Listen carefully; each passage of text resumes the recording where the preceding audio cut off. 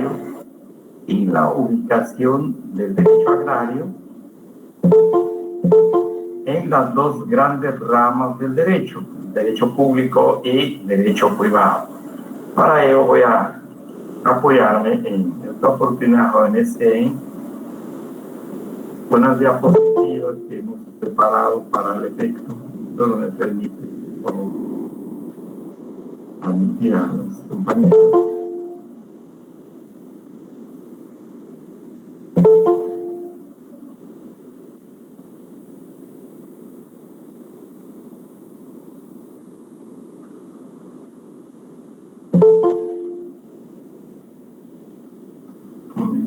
Por favor.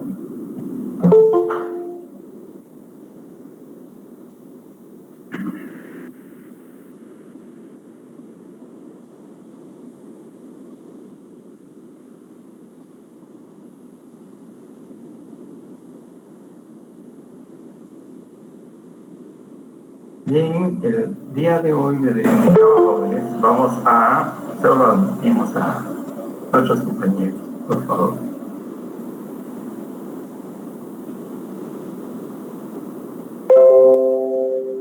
Hablamos ya de las relaciones sociales en la clase anterior, de las... Disculpen,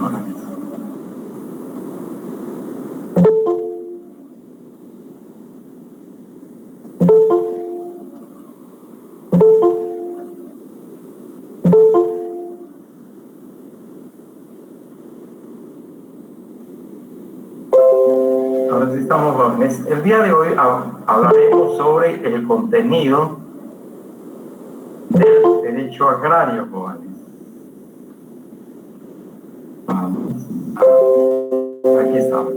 El contenido del derecho agrario, después de haber abordado la actividad agrícola y lo que representa y lo que es la actividad agrícola, pues el día de hoy vamos a ver el contenido. Siempre vamos a ver dentro de este contenido del derecho agrario se incluye obviamente la actividad agrícola, jóvenes, pero acá tenemos, según los autores y la doctrina del derecho agrario, la doctrina jurídica, nos señala como contenido del derecho agrario. Es un criterio unánime entre los tratadistas del derecho agrario. Las leyes, obviamente de carácter agrario, jóvenes, las leyes que regulan la actividad de la agricultura, ganadería, silvicultura, y también la ley relacionada con el aprovechamiento del recurso hídrico. Así, entre otros aspectos están también los reglamentos que desarrollan los principios que contienen esas leyes de carácter o de naturaleza agraria. Se incluyen acá dentro del contenido de nuestra disciplina esos reglamentos. Así tenemos a... Bueno, disculpen, por favor.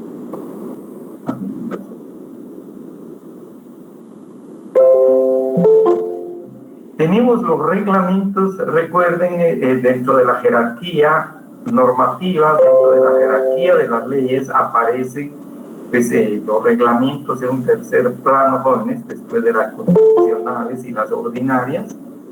Tenemos los reglamentos que van a desarrollar los principios que contiene una ley ordinaria, a precisar de mejor forma a esa ley ordinaria, obviamente sin apartarse de la ley, jóvenes, siempre en congruencia y absoluta armonía entre la ley y el reglamento. Entonces tenemos también dentro del contenido del derecho agrario los reglamentos de esta naturaleza, de naturaleza agraria. Por otro lado está el crédito rural, el crédito que obtienen los trabajadores del campo, ¿no? Ya sean campesinos, normalmente campesinos, vamos a ver quienes obtienen créditos, jóvenes, no así los jornaleros, por ejemplo. Los mozos colonos no son sujetos de créditos por diversas razones, las malas razones sociales, también por razones económicas. Pero están los campesinos que tienen alguna unidad, alguna explotación agrícola, alguna tierra para producir, y acuden ya sea a los bancos, hoy día a las cooperativas que proporcionan crédito rural para esa actividad agrícola. Pues esos créditos rurales forman parte, la institución o el Instituto Jóvenes propiamente, pues, habrá que desarrollar o se desarrolla a través de las normas, forman parte del contenido del derecho agrario, el crédito rural, el crédito que se les proporciona, repito, a los campesinos, los intereses que deben ser un poquito más favorables a los trabajadores del campo, las condiciones igual de ese crédito jóvenes, tomando en consideración, por ejemplo, que el trabajo del campo pues, a veces está sujeto a las condiciones del tiempo. Si hay demasiado sol, pues puede provocar una sequía que redunde o perjudique lamentablemente la producción del trabajador del campo. O si hay demasiada lluvia, igual, entonces las condiciones pues deben ser favorables para este tipo de actividad agrícola. Esa cuenta, las normas agrarias deben regular lo relacionado al crédito rural o al crédito agrícola. De igual manera, el tema de los arrendamientos de tierra, principalmente, no tanto de vivienda, sino que principalmente de las tierras jóvenes, las condiciones en que se deben dar. Quisiera agregar acá, ha habido leyes en nuestro país que han regulado el arrendamiento de las tierras, inclusive por parte del Estado, emisión de leyes que obligaron a los dueños de los terrenos a dar en arrendamiento a los campesinos esas tierras para darle productividad, ¿verdad? Para que se incorporaran esas tierras al proceso productivo, al desarrollo agrícola del país, obviamente para la consecución de los alimentos que vienen del campo. De igual manera aparece el seguro agrícola, ya sea a través de instituciones bancarias o bien de instituciones como las cooperativas, porque es que también ofrecen algún tipo de seguro para especialmente para la producción agrícola, en caso, por ejemplo, de pérdida por incendio, de pérdida por sequía, de pérdida por demasiada lluvia, inundaciones. Pues acá también es el derecho agrario aborda este tema bajo sus principios, bajo sus valores, ahí sí que, pero fundamentalmente bajo sus principios con el tema del seguro agrícola. Por otro lado, también lo que se conoce como colonización, vamos a explicar en qué consiste la colonización. En Guatemala se ha dado a lo largo de la historia de nuestro país, desde 1524 hasta más o menos hace unos 20 años, el proceso de colonización, hasta 1996, con los acuerdos de paz. La colonización consiste en entregarle tierras a los campesinos, pero estos campesinos jóvenes se trasladan de donde viven hacia las unidades de producción, por ejemplo, por acá. Entonces, razón por la cual se dice que la colonización es un proceso voluntario, o bien es un proceso forzado o forzoso. Voluntario en el sentido de que aquí hay un grupo de campesinos y acuden, vamos a poner por ejemplo jóvenes, el Instituto Nacional de Transformación Agraria, que promovió durante 30 años el proceso de colonización. Acuden al Instituto Nacional de Transformación Agraria, por escrito, por supuesto, pidiendo tierra. Normalmente campesinos agrupados, no campesinos individuales, normalmente jóvenes campesinos agrupados, solicitan tierras al Instituto Nacional de Transformación Agraria. Entonces, esas tierras ya están, por ejemplo, como decimos acá en Guatemala, tomadas. Ya están los campesinos situados en esas tierras, por ejemplo. ¿Ah? Entonces, acá lo que es prácticamente una colonización voluntaria, porque el mismo campesino, presentando su solicitud al Instituto Nacional de Transformación Agraria, se traslada a la tierra que ha encontrado, y también quisiera decirles acá, las llamadas tierras baldías, o lo que también se conoció en la colonia, durante la colonia, los 300 años del colonial español, durante la colonia se conocieron como tierras realengas. Ese proceso, les decía, se dio desde la colonia, cuando los europeos, especialmente españoles, se trasladaron a estas tierras para colonizarlas. De ahí viene la denominación de colonización. Para colonizarlas, asentarse acá, ubicarse acá, se les dota de tierra precisamente para que produzcan esa tierra, para que le den vida productiva a esa tierra, para el desarrollo económico y social del país de que se trata. Y lo mismo pues sucedió durante el tiempo del Instituto Nacional de Transformación Agraria. De ahí entonces que el proceso puede ser voluntario, los campesinos se ubican en la finca y están en el terreno, en el inmueble o en el fondo rústico, y a veces lo empiezan a trabajar a sabiendas de que es del Estado, ¿verdad? O bien averiguan si es del Estado. Y se habla de un proceso forzoso, porque vienen los campesinos, dicen, bueno, señores del INTA, necesitamos tierra y por favor, fíjese que estamos enterados y sabidos de que en la costa sur están otorgando tierras. Ahí hay un proceso, por ejemplo, hay parcelamientos. Entonces queremos tierras, pero allá en la costa sur. Entonces, pero viene el Instituto Nacional de Transformación Agraria y dice, señores, disculpen, pero se van al norte, a Fray Bartolomé de las Casas, por ejemplo, o la Chisei. Y entonces los campesinos, un poco forzados, y dada la necesidad de la tierra, se trasladan a Fray Bartolomé de las Casas, a Chisei, en su caso, en lugar de ir a Mazatenango, por ejemplo, a Suchitepeques, al departamento de Suchitepeques, donde vieron, también se impulsó una colonización a través de los parcelamientos, ¿verdad? Por ejemplo, el famoso parcelamiento a la máquina.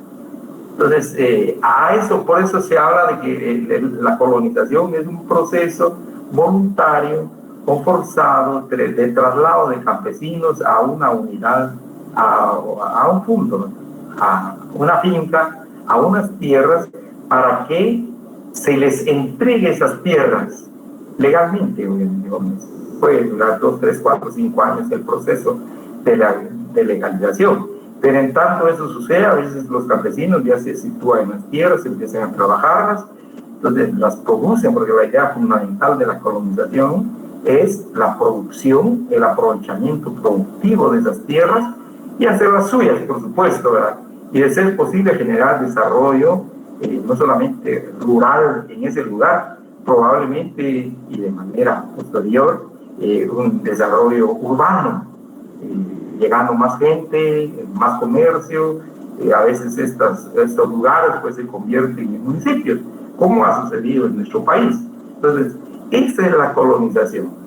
Entonces, acá hay dos aspectos importantes que regula el derecho agrario en el proceso de colonización o la colonización. Uno, la ubicación de los campesinos a esas tierras, de manera voluntaria o de manera forzada, a esas tierras, para que aprovechen esas tierras para el proceso productivo de esas tierras, y luego la dotación de esas tierras, la entrega legal de esas tierras, la entrega de los títulos de esas tierras.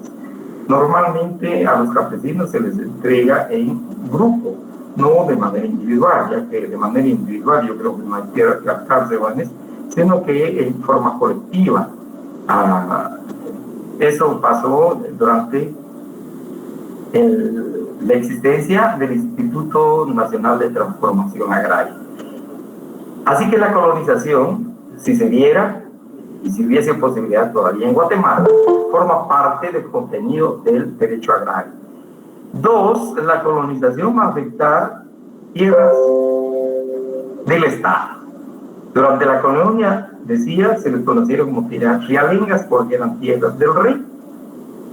de la monarquía española, y ya después de la independencia de Guatemala de España se le conocieron y se le conocen todavía, pero ya casi no hay tierras baldías.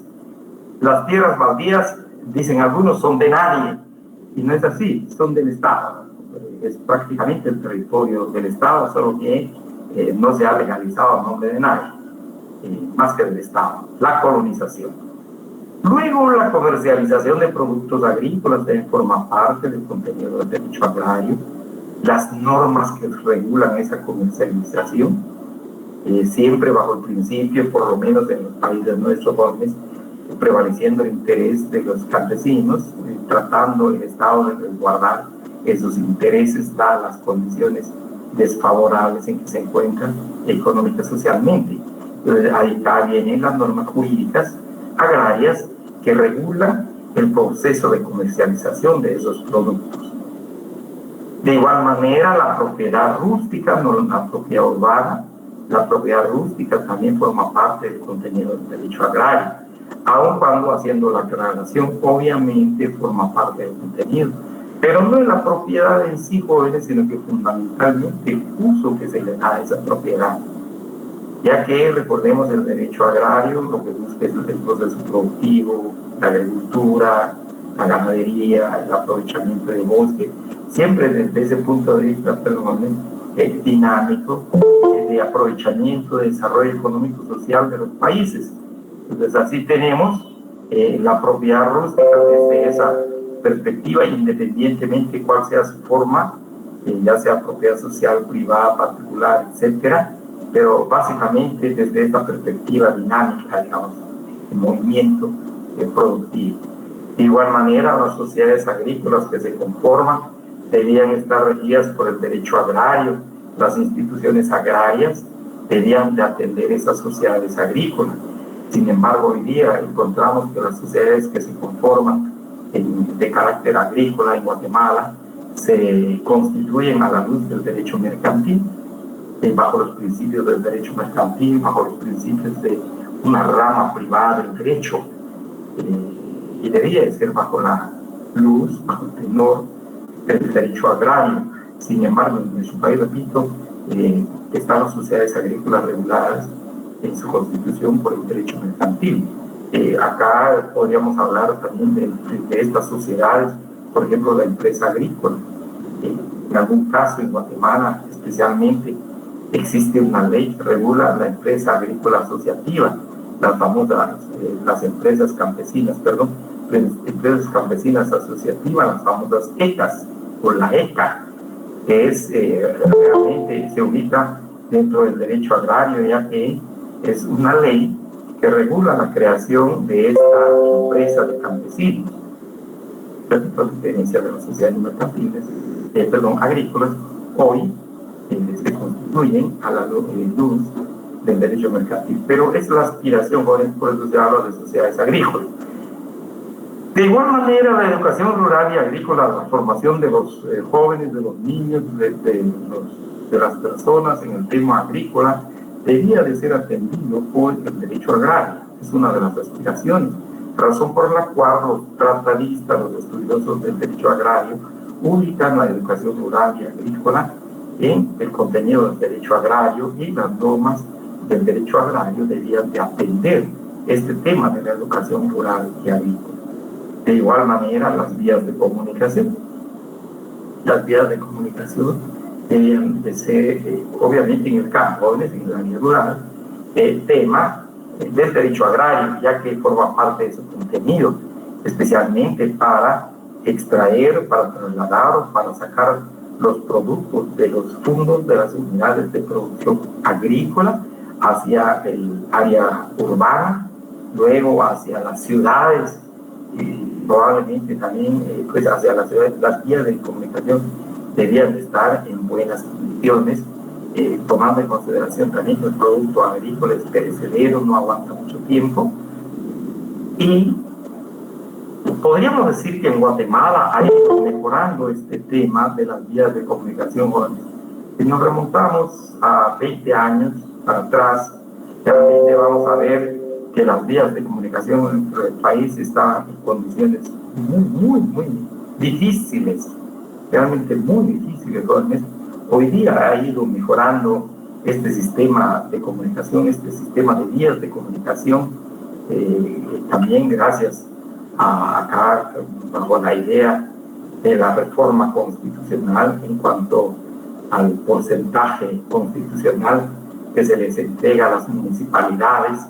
Más o menos esa idea se extrajo precisamente de estos alcances sociales de las normas jurídicas para mejorar las condiciones de acceso de los ciudadanos, especialmente de los trabajadores agrícolas, hacia las áreas urbanas y el traslado, la transportación de sus productos.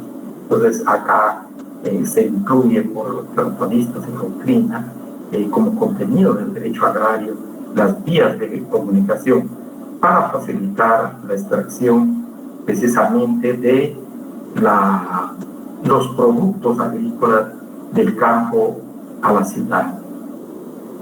La doctora Marta Chávez de Velázquez es una tratadista del derecho agrario mexicana, ha dedicado mucho de su tiempo al estudio del derecho agrario, trabaja en la Facultad de Derecho de la UNAM de México, de la Universidad de México.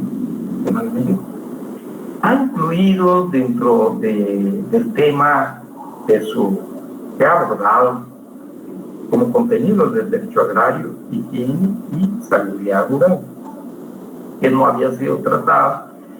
Entonces, la doctora Chávez le ha puesto mucha atención que es bien importante las condiciones de higiene en que viven los trabajadores del campo. No solamente, digamos, también la salubridad rural, pero básicamente, por ejemplo, por acá, estrechamente relacionada con el tema de industrialización agrícola, la fumigación, por ejemplo, la fumigación que se hace vía aérea a través de avionetas, que a veces afecta la salud de los trabajadores del campo, e incluso contamina las aguas. De ahí viene la exigencia para que forman parte del contenido del derecho agrario, higiene y salubridad rural, a efecto de que se emitan normas jurídicas por parte del Estado, atendiendo precisamente este tema de higiene y salubridad para los trabajadores del campo. Esto es como una observación y trabajo de campo realizado por la doctora Marta Chávez de Velázquez. También está el tema de la industrialización agrícola, que es una de las aspiraciones de los pueblos, creo, especialmente de los países en proceso de desarrollo, de los países llamados subdesarrollados o del tercer mundo, jóvenes, quisieran la industrialización del campo, del trabajo de campo. En algunos casos se puede lograr, pero en otros es un poco difícil. Por ejemplo, la producción del café, como el caso de Guatemala.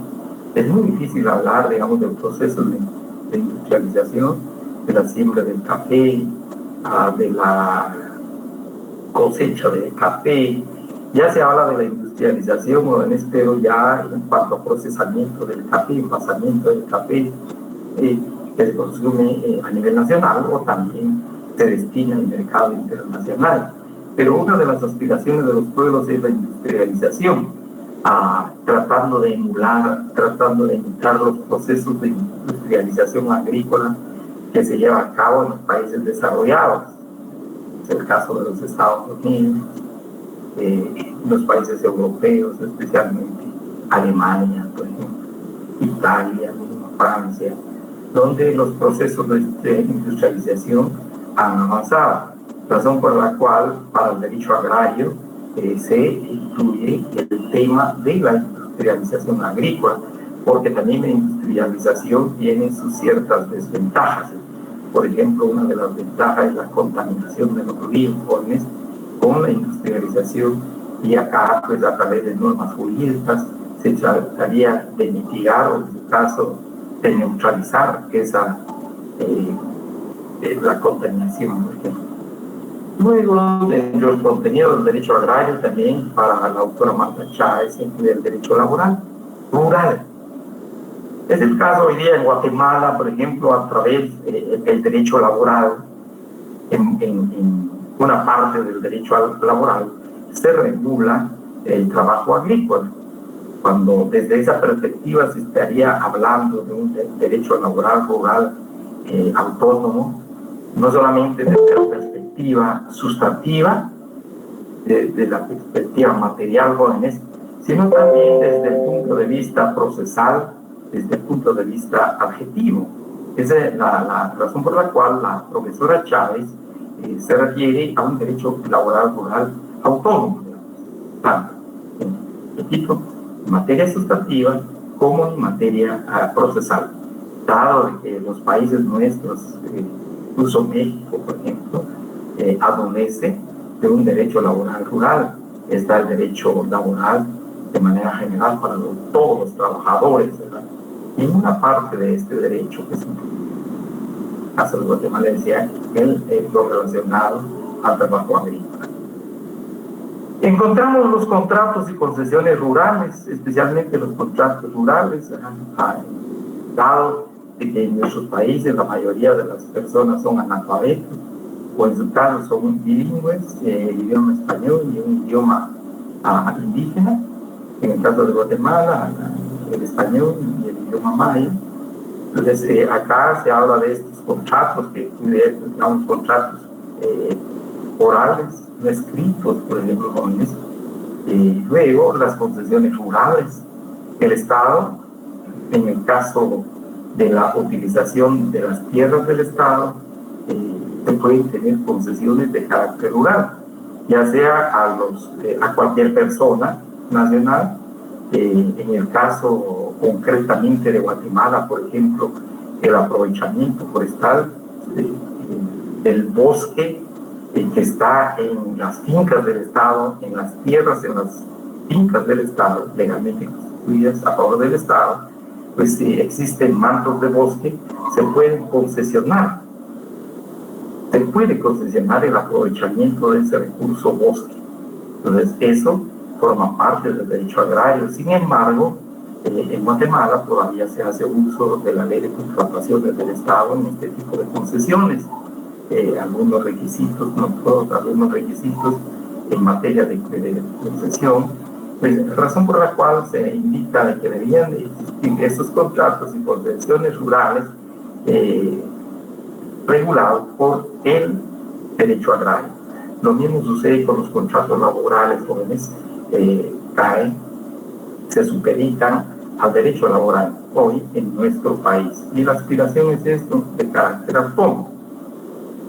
La atención por parte del gobierno a los campesinos, su formación, su capacitación, la famosa extensión agrícola, por parte del Estado, aún en el caso de Guatemala, pues se lleva a cabo por parte del Ministerio de Agricultura, Ganadería y Alimentación, la orientación, formación, capacitación de los campesinos, y obviamente tiene que ver el derecho jóvenes agrario, las normas jurídicas agrarias, ya que todo acto que se lleve a cabo de marco, pues debe estar regulada para que sea transparente.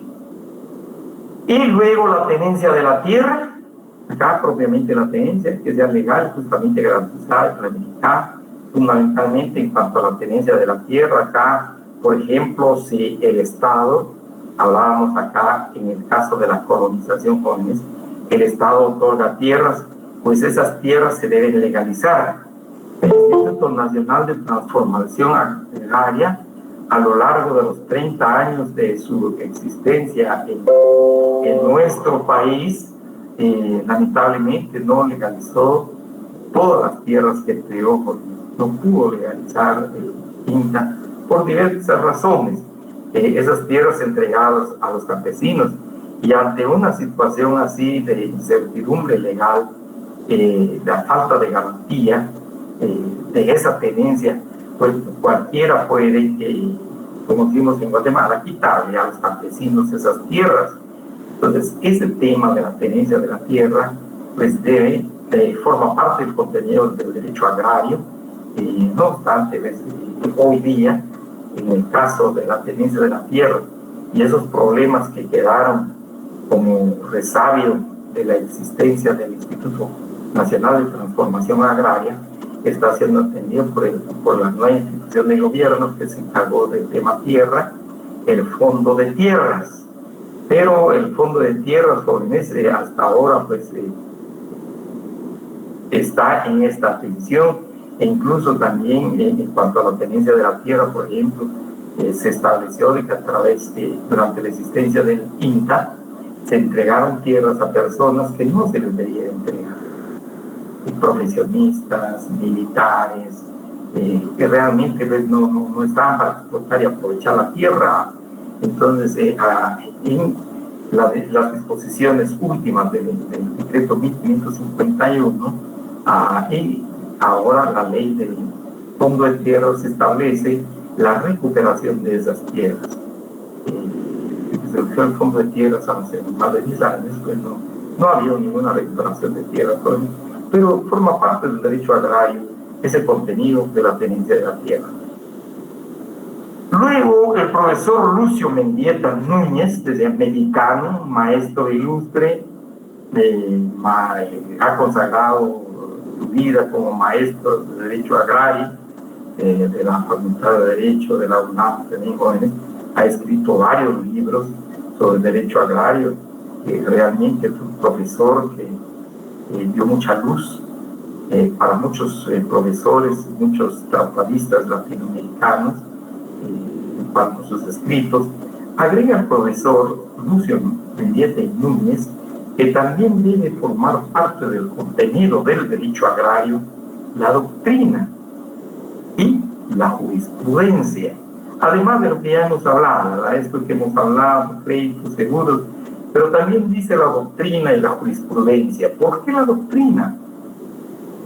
Sostiene, porque la doctrina, estamos en la página, por favor jóvenes, para los que llevan la lectura del libro, estamos en la página, prácticamente jóvenes, en la página 39, en la página 39, y también ya casi estamos en la 40, de igual manera, en la página 44, 45 del llamado libro verde, para los que llevan la lectura, por favor. Entonces tenemos, dice, agrega, la doctrina, porque la doctrina es el criterio, es la opinión, es la luz que aportan los tratadistas del derecho, los que realmente se dedican al estudio de esta disciplina jurídica. No solamente, digamos, de gabinete, pero sino que también trabajos de campo. Entonces, y esa doctrina, especialmente las distintas corrientes doctrinarias que hay al respecto, la aportación de distintas escuelas jóvenes que trabajan en el derecho agrario, el tema agrario, las escuelas europeas, las escuelas latinoamericanas, pues orientan para la formulación, para la creación de leyes. Y formulación y creación de leyes que se ajusten precisamente a estos jóvenes, a la realidad agraria del país. Porque si se van a crear leyes de carácter agrario, pero probablemente que no se ajusten a la realidad agraria, poco va a favorecer el desarrollo económico-social del país, y obviamente poco va a nutrir el derecho agrario, poco va a enriquecer el derecho agrario. Sin embargo, señala que los esfuerzos importantes, serios, que se realizan por parte de jurisconsultos y tratadistas del tema, del derecho agrario, pues es bien importante para ilustrar a los legisladores y obviamente también a los jueces, a las autoridades que conocen y resuelven problemas agrarios que tienen que ver con asuntos agrarios. Pues la doctrina es bien importante. A eso se refiere el profesor Lucio Mendieta Núñez, mexicano, para que también se tome en consideración la doctrina como contenido del derecho agrario. Y hoy día pues sí se toma por las razones expuestas por el profesor Mendieta. De igual manera señala que la jurisprudencia es muy importante, recordando, y es de su conocimiento jóvenes, que la jurisprudencia son los fallos que vienen de los tribunales. Y hablamos de la jurisprudencia judicial, pero no necesariamente solo la jurisprudencia judicial. También encontramos resoluciones y fallos podríamos considerar también como jurisprudencia de carácter administrativo, aquellos asuntos resueltos adecuada, correcta y legalmente por las autoridades administrativas, obviamente en aplicación de la ley de manera correcta, de manera y de manera objetiva, imparcial, pues contienen principios, contienen criterios, fundamentalmente criterios que orientan a la hora de resolver el criterio de los jueces, si fuera jurisprudencia en materia judicial, o también orientan a las autoridades administrativas esos criterios contenidos, criterios legales obviamente, contenidos en la jurisprudencia, para resolver los problemas atinentes al campo, atinentes a la realidad agraria. Razón por la cual, decía el profesor Lucio Mentita Núñez, señala que es importante que se ubique la jurisprudencia dentro del contenido del derecho agrario, que se tome a la jurisprudencia como contenido del derecho agrario. Y acá podemos decir, jóvenes, igual para ustedes, ya cuando litiguen como futuros profesionales, abogados, litiguen haciendo uso de la jurisprudencia de los tribunales, es muy importante, porque en la jurisprudencia encontramos ya criterios que parten precisamente de casos concretos que pueden ayudar, que pueden orientar al juez a la hora de litigar. Es bien importante, así que hay que tomar en consideración, en alta consideración, la jurisprudencia. Bueno, un poco de historia, pero realmente es muy, muy importante. Así, encontramos como contenido del derecho agrario las leyes, reglamentos, crédito rural, arrendamientos, seguros agrícolas, colonización, comercialización de productos, propiedad industria, sociedades agrícolas. Acá no se agrega, pero también están las empresas agrícolas jóvenes, de educación rural y agrícola, las vías de comunicación, esto que hemos visto, higiene, salud y educación, derecho laboral.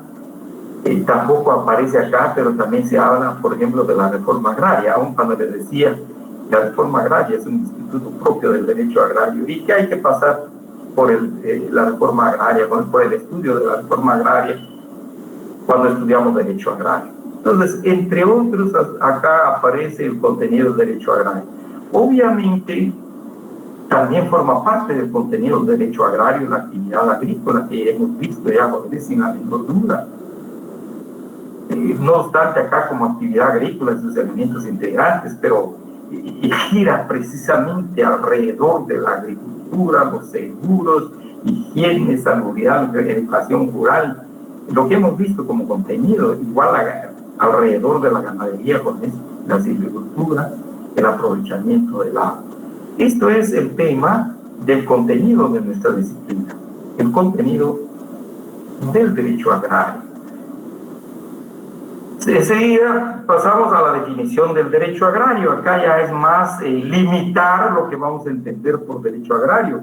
Hasta ahora hemos visto que el derecho agrario abarca varios aspectos, especialmente esa actividad que se desarrolla, veíamos, en el campo, en la geografía rústica, pero poco a poco se va delimitando. Ahora vamos a definir, vamos a encerrar, vamos a limitar más lo que entendemos por derecho agrario, y entramos a la definición del derecho agrario. Tenemos tres grupos de autores, jóvenes, por favor, en su libro, en cualquiera de los dos aparece 11 tratadistas, 11 autores que nos definen el derecho agrario. Pero hemos hecho tres grupos, un grupo de autores europeos, especialmente italianos. El derecho agrario en Italia se ha desarrollado mucho, jóvenes.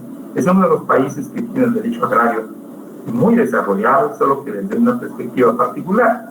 Derecho privado, pero no importa, es de alto desarrollo. Luego autores latinoamericanos y tenemos a un autor guatemalteco, un tratadista guatemalteco. Creo que, pues, vamos a ver qué nos dicen que es el derecho agrario. Definición, según Giorgio de Semo, italiano, El derecho agrario es la rama jurídica de carácter prevalentemente privado. Pongamos atención a esto, es privado. Según él, las normas jurídicas del derecho agrario se ubican dentro de la rama privada del derecho, que contiene las normas reguladoras de las relaciones jurídicas concernientes a la agricultura. Y aquí también la palabra agricultura es en el sentido amplio, jóvenes, que incluye la actividad agropecuaria, ganadera. Y en Italia, pues como no se impulsó mucho la silvicultura, pero no obstante, pues entraría dentro del concepto de agricultura, el concepto amplio, lato de agricultura. Luego tenemos a otro autor italiano, Arcangeli.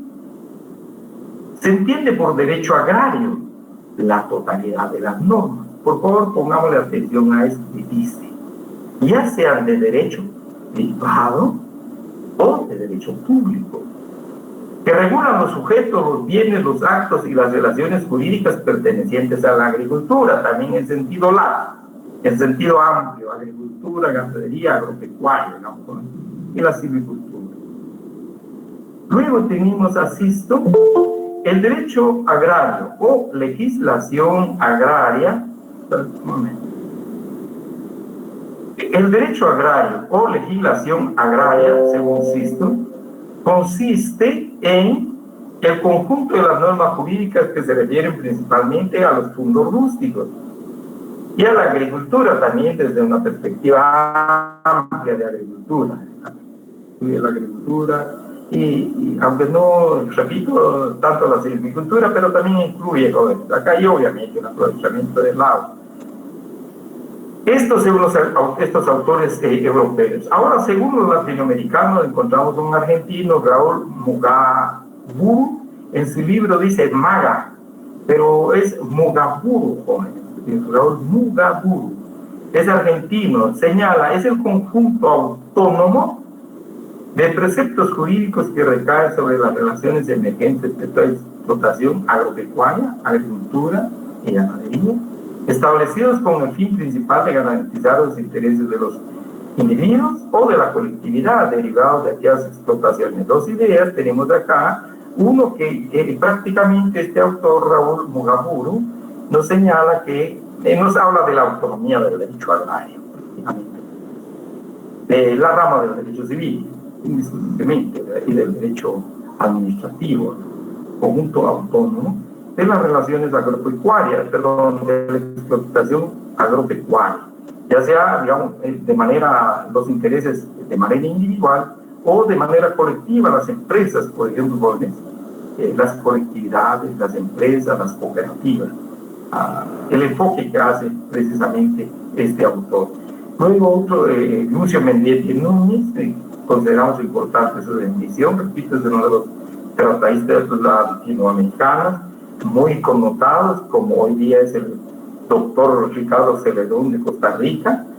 Lucio Mendieta nos dice, el derecho agrario es el conjunto de normas, de leyes, de reglamentos y disposiciones en general, doctrina y jurisprudencia, que se refieren a la propiedad rústica y las explotaciones de carácter agrícola.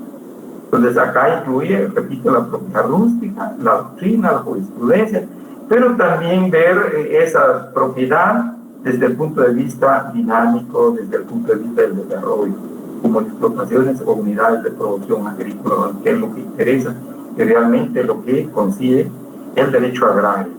Luego el doctor José Flores Moncayo de Bolivia señala el derecho agrario es una disciplina especial jurídica cuyas normas rigen las relaciones de las personas y los bienes en la actividad del trabajo agropecuario, agricultura y ganadería igual, y considerar la silvicultura. Pero tenemos acá, estas son las definiciones de estos autores latinoamericanos. Esto está repetido.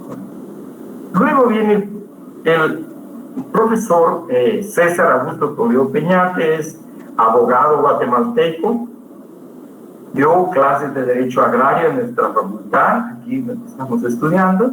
El profesor César Augusto Toledo Peñate define el derecho agrario, es el conjunto de normas jurídicas, agregándole una vez de naturaleza económico-social, regula la tenencia, la distribución, explotación de la tierra, los recursos para lograrlo y las relaciones entre las personas que intervienen en tales actividades. Solo quisiera agregar lo siguiente, jóvenes, que quizás no agregar, sino explicar esto, jóvenes. Repito, un gran maestro, el profesor César Augusto Peñate, que ya no está entre nosotros, pero dejó mucha escuela en la Facultad de Derecho en este curso. Señala que el derecho agrario es de naturaleza económico-social, es decir, hace relación de esta disciplina con la economía, jóvenes. Con la economía, el proceso productivo, la producción, la distribución, el intercambio, el consumo.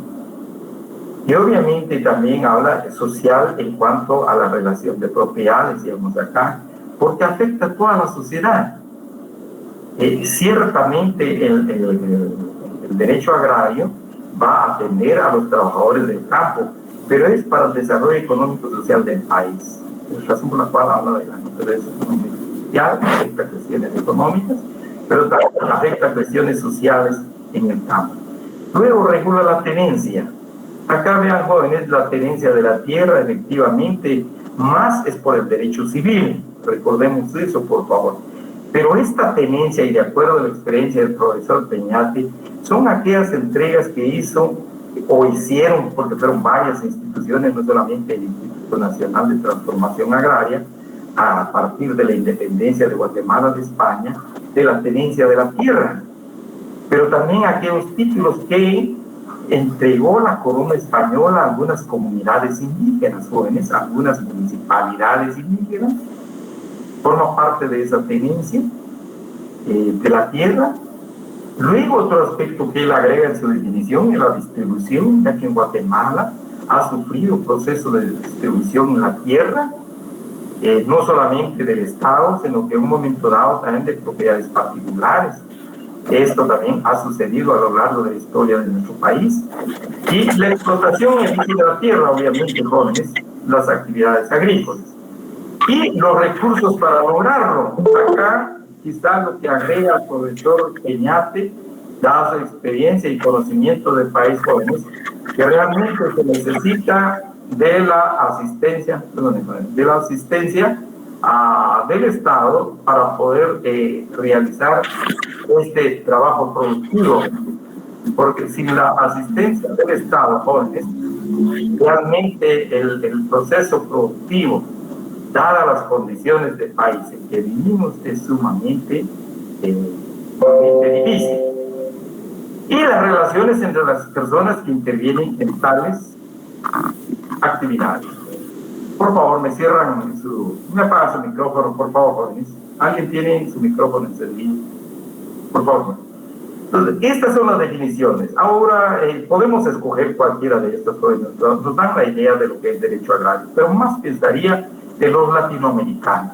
Y obviamente el profesor Peñate, jóvenes, porque si nos ubicamos acá, si escogiéramos para Guatemala, la definición que nos da Giorgio de Sena, realmente no encuadraría la realidad guatemalteca, porque vamos a ver que el derecho agrario en Guatemala no es de carácter prevalente.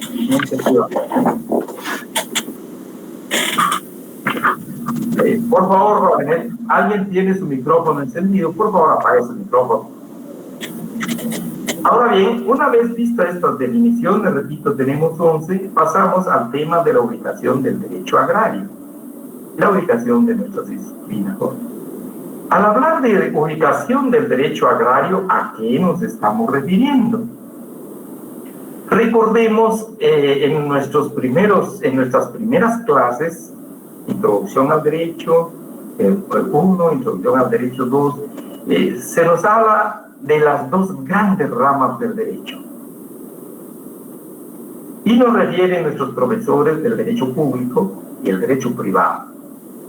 Al hablar ahora de ubicación del derecho agrario, lo que estamos haciendo es buscar la posición que ocupa el derecho agrario dentro de las dos grandes ramas del derecho.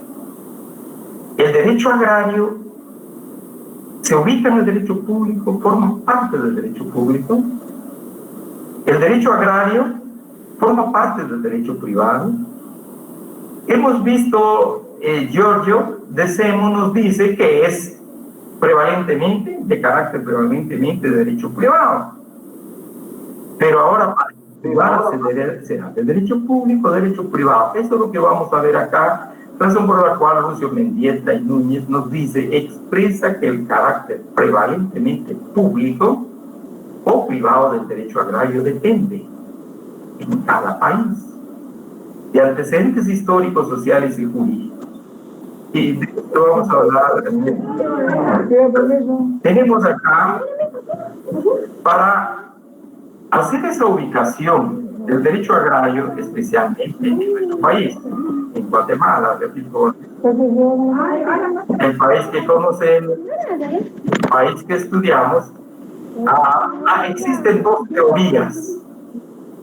Estas dos teorías que dividen al derecho de los grandes. Ya, de veras. ¿Y eso será no? Por favor, apaga su micrófono, por favor, Vanessa. Me permite. Entonces tenemos, gracias. La teoría y la teoría de la naturaleza de la relación. Compañera, para micrófono. Laura Rocío, ¿me puede apagar su micrófono, por favor? Amiga Lorena. Compañera, está interrumpiendo la clase, apague su micrófono.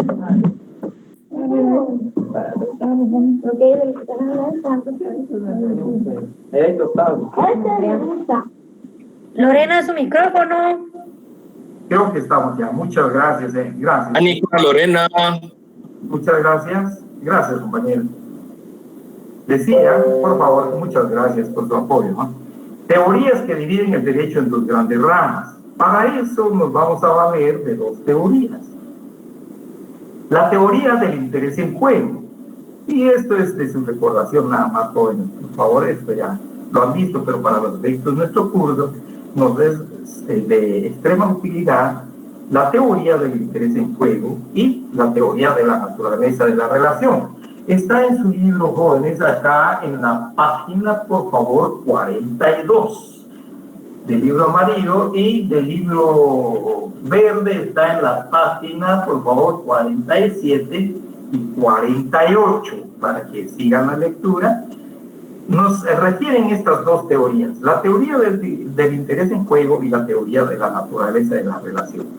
¿En qué consiste la teoría del interés en juego? Recuerden, también se conoce como la teoría romana, ya que los romanos pues formularon esta teoría para ubicar la norma jurídica en derecho público o en derecho privado, o la división del derecho. Entonces señala, jóvenes, las cosas que le interesan a la ciudad, al Estado, según los romanos, son de materia de derecho público.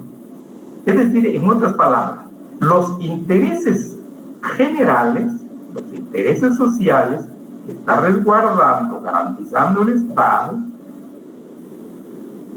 si esos intereses son normados, si se aparecen en normas jurídicas, son de derecho público esas normas jurídicas. Pero si las normas jurídicas están regulando intereses particulares o privados, esos que están en juego, pues esas normas jurídicas se sitúan en el derecho privado. Si pudiéramos hablar en nuestro país, por ejemplo, jóvenes, con el caso, ubiquemos una rama del derecho cuyas normas jurídicas están regulando intereses generales, sociales, y que forman parte del derecho público. El caso del derecho penal, por ejemplo. El derecho penal, jóvenes, está regulando intereses generales, sociales. En consecuencia, el derecho penal se ubica en el derecho público. De igual manera, el derecho administrativo. El derecho laboral, recuerden, se habla de un derecho público o de un derecho social. Al final, el derecho público. Ahora bien, si las normas jurídicas regulan intereses particulares en juego, estamos, por ejemplo, en presencia del derecho civil y el derecho mercantil. El derecho civil y el derecho mercantil se ubican en el derecho privado. Y sobre todo en el caso del derecho civil, jóvenes, recuerden, también existe otro principio, el famoso, que se sustenta especialmente todo lo relacionado con las contrataciones, los negocios, especialmente el principio de la autonomía de la voluntad,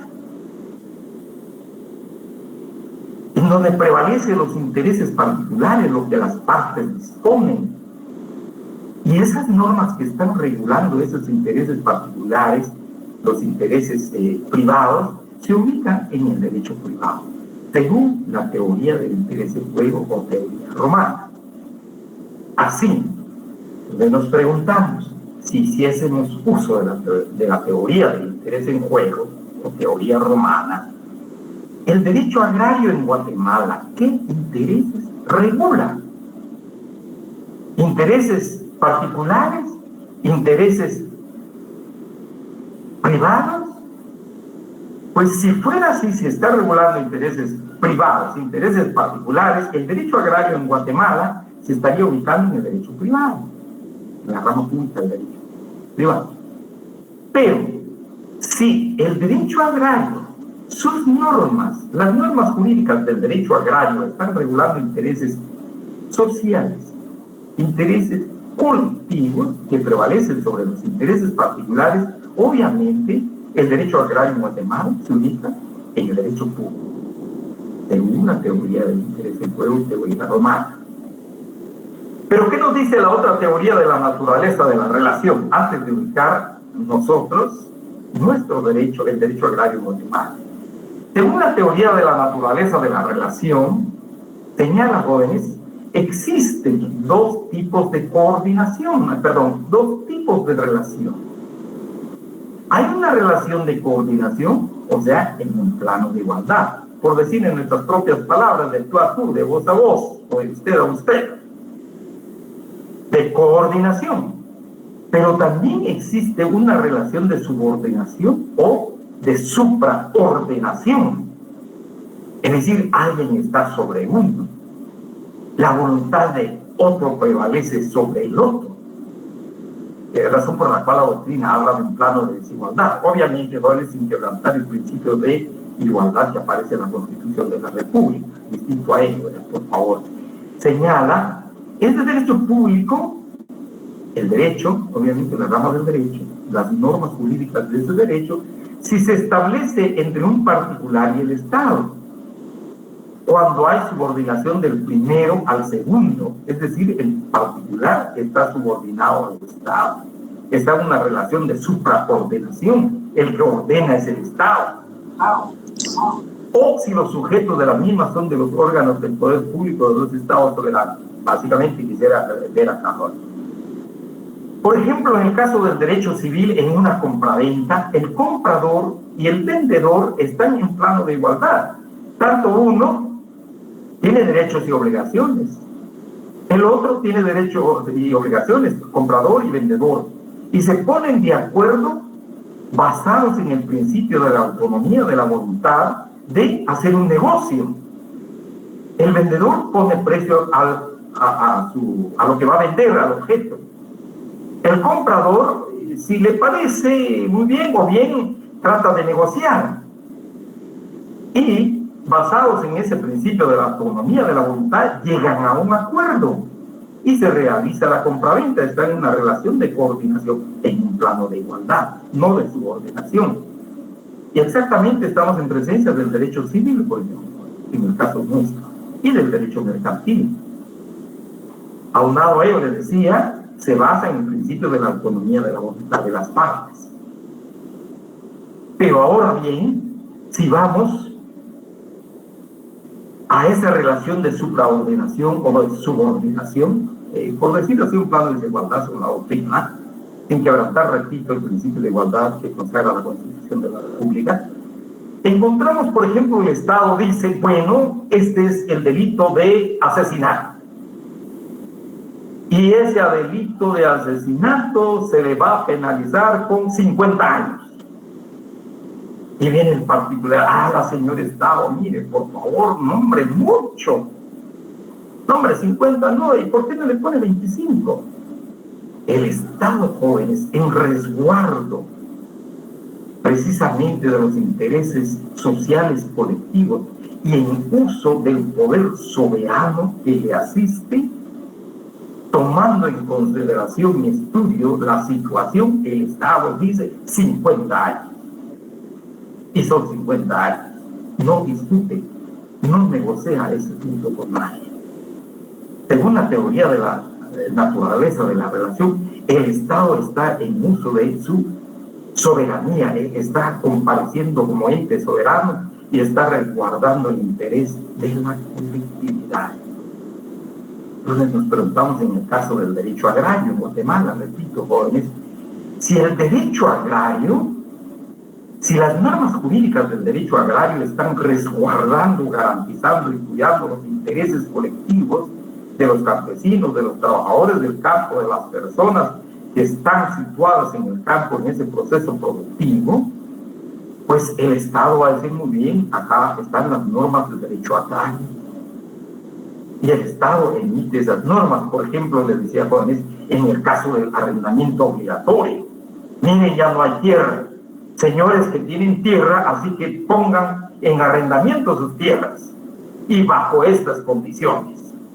Sí, pero fíjense, ustedes ponen sus tierras en arrendamiento. Ya ocurrió en Guatemala, por ejemplo.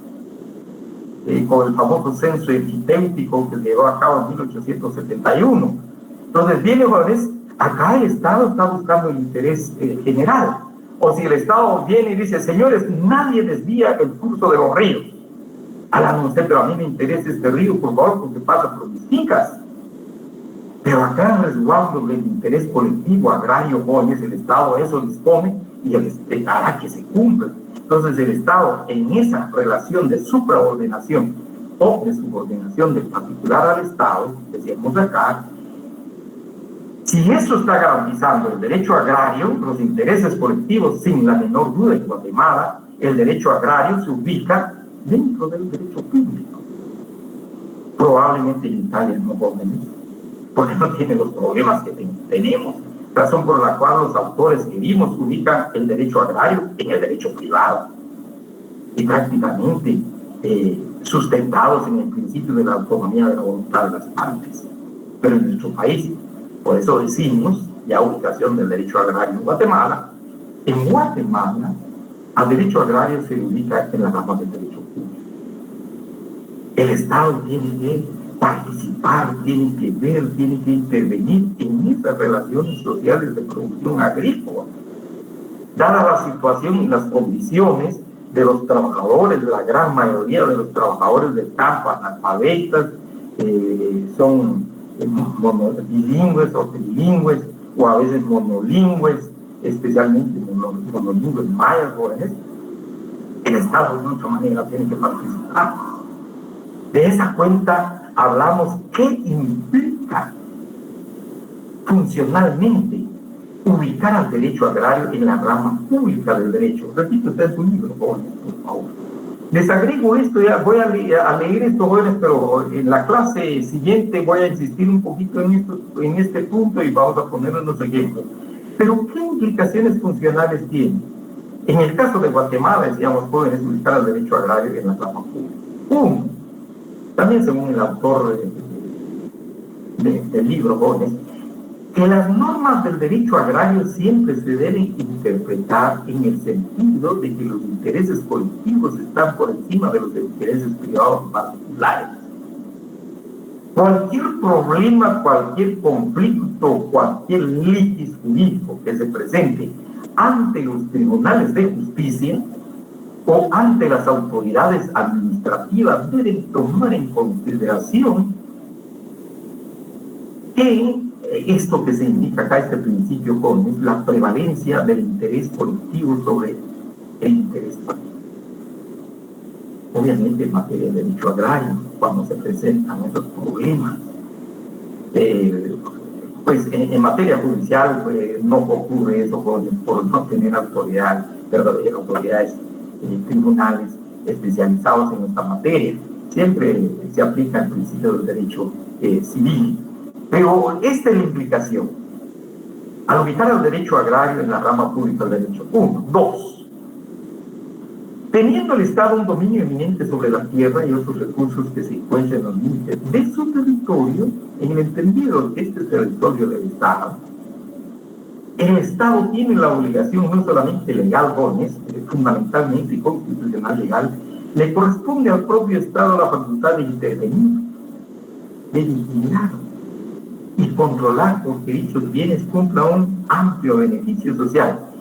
Me detengo un momento aquí, jóvenes, para recordar lo que nos dice el profesor Toledo Peñate, y por eso les decía, en el caso nuestro, tomamos esto, porque dice, jóvenes, las normas jurídicas son de naturaleza económico-social, se refieren a económico-social, pero básicamente por este jóvenes, la distribución, pero especialmente los recursos para lograr el trabajo productivo en el campo.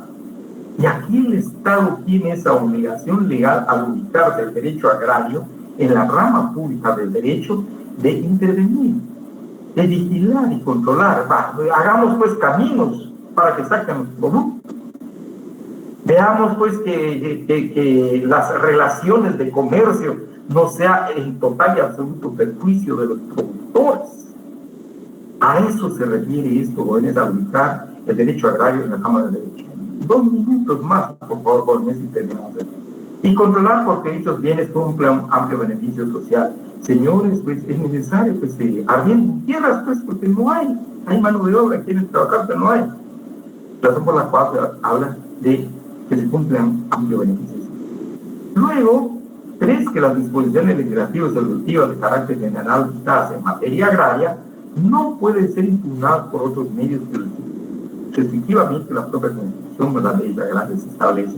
Les voy a hablar en la clase anterior de lo que se estableció en el decreto 900, especialmente, jóvenes, en relación a este otro aspecto, a esta otra implicación de ubicar al derecho agrario en la rama pública del derecho, así con ejemplo. Pero ahorita les indico, por ejemplo, alguien dice, bueno, nos vamos a los tribunales de justicia y vamos a hacer uso, por ejemplo, del recurso de casación. El recurso de casación no lo soporta un campesino económicamente, imposible. Razón por la cual en el derecho de trabajo no se hace uso del recurso de casación, porque el trabajador no soporta, no puede pagar, no puede el recurso de casación, incluso tarda bastante. Entonces, a eso se refiere que las disposiciones legislativas y ejecutivas de carácter general dictadas en materia agraria, únicamente estos recursos se hacen valer. Y nada más que esos recursos, dada precisamente, jóvenes, o dado el principio de que va a prevalecer el interés general sobre el interés particular. Dejamos esto hasta acá, gracias por su tiempo, jóvenes. Entonces, en la próxima clase voy a explicar un poco más esto de las implicaciones funcionales de ubicar el derecho agrario.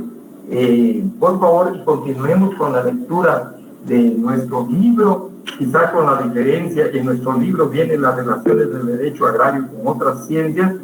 Por favor, lean esto, pero yo creo que vamos a entrar, creo que es de mayor importancia, jóvenes, las características del derecho agrario. Quisiera que me dieran para la próxima clase, por favor, las características del derecho agrario.